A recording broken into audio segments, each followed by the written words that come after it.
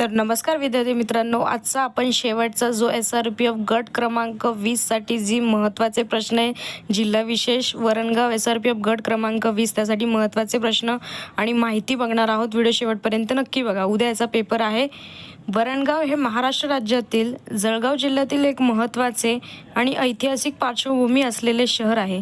हे शहर प्रामुख्याने येथील आयुध निर्माणी, ऑर्डिनन्स फॅक्टरी आणि धार्मिक महत्त्वासाठी ओळखले जाते. वरणगावबद्दलची सविस्तर आणि विशेष माहिती खालीलप्रमाणे आहे. चला तर मग आता आपण ती माहिती बघूयात की वरणगाव असे जिल्हा विशेषसाठी महत्त्वाची ही माहिती ठरणार आहे. तर भौगोलिक स्थान आणि पार्श्वभूमी याबद्दल प्रश्न बघूयात. तर जिल्हा आहे जळगाव, तालुका आहे भुसावळ आणि नदी आहे वरणगाव. हे तापी नदीच्या जवळ वसलेले आहे. भुसावळ या रेल्वे जंक्शनपासून हे शहर साधारणपणे 15 किलोमीटर अंतरावर आहे. तर जे वरणगाव आहे ते त्याचा जो जिल्हा आहे तो जळगाव आहे, भुसावळ तालुक्यामध्ये येतं आणि वरणगाव हे तापी नदीच्या जवळ असलेले भुसावळ हे रेल्वे स्टेशन तिकडनं प्रत्येक ट्रेन ही जाती, म्हणजे हे मध्यवर्ती आहे. भुसावळ रेल्वे स्टेशनवर प्रश्न येऊ शकतो. अत्यंत महत्त्वाचा हा प्रश्न आहे. आता आपण प्रमुख आकर्षक बघूया वरणगावची आणि ओळख काय कशामुळे आहे वरणगाव या गावाला.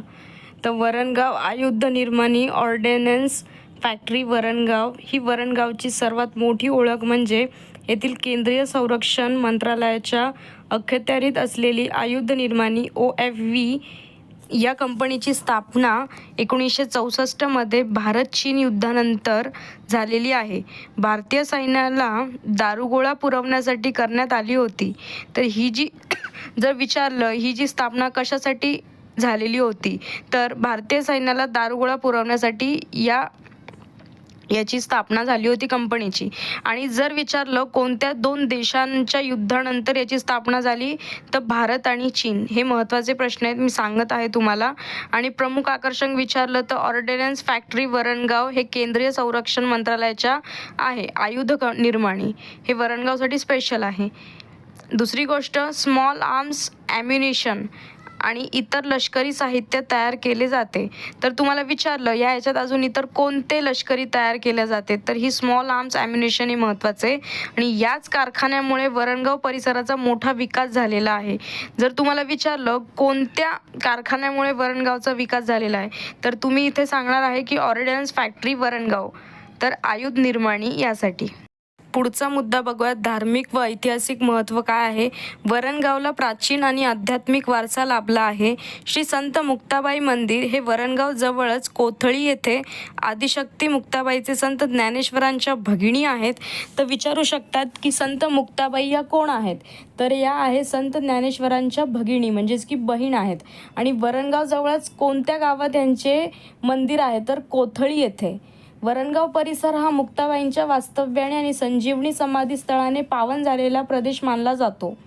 वरणगावचा किल्ला, येथे एक जुना ऐतिहासिक भुईकोट किल्ला गढी आहे जो या भागाच्या ऐतिहासिक महत्त्वाचा पुरावा देतो. याच्यावर सुद्धा एक महत्त्वाचा प्रश्न विचारू शकतात की कोणता किल्ला आहे, तर जुना ऐतिहासिक आहे ज्याचं की नाव आहे भुईकोट किल्ला गढी. आता काही अर्थव्यवस्था आणि शेतीबद्दल वरणगाव विषयीचे महत्त्व बघूयात. आयुध निर्माणी हा येथील रोजगाराचा मुख्य स्रोत असला तरी या ग्रामीण भागात शेती हाच मुख्य व्यवसाय आहे. जळगाव जिल्ह्याची ओळख केळीचे आगार म्हणून आहे, त्यामुळे वरणगाव परिसरातही केळीचे मोठ्या प्रमाणावर उत्पादन होते. याशिवाय कापूस, ऊस आणि ज्वारी ही देखील येथील प्रमुख पिके आहेत. तर वरणगाव विषयी जर विचारलं तुम्हाला, जर आयुध कंपनीच्या व्यतिरिक्त काय आहे, तर कापूस, ऊस आणि ज्वारी हे बरोबर उत्तर येईल. तर उद्याचा ज्यांचा जो पेपर आहे वरणगाव SRPF गट क्रमांक 20, त्या विद्यार्थ्यांना ऑल द बेस्ट. चांगला पेपर सोडवा. उद्या जो पेपर आहे तो तुमची लाईफ चेंजिंग ठरणार आहेत. व्हिडिओ आवडला असेल चॅनलला लाईक, शेअर आणि सबस्क्राईब करा. धन्यवाद. नवीन असेल तर फॉलो करायला विसरू नका.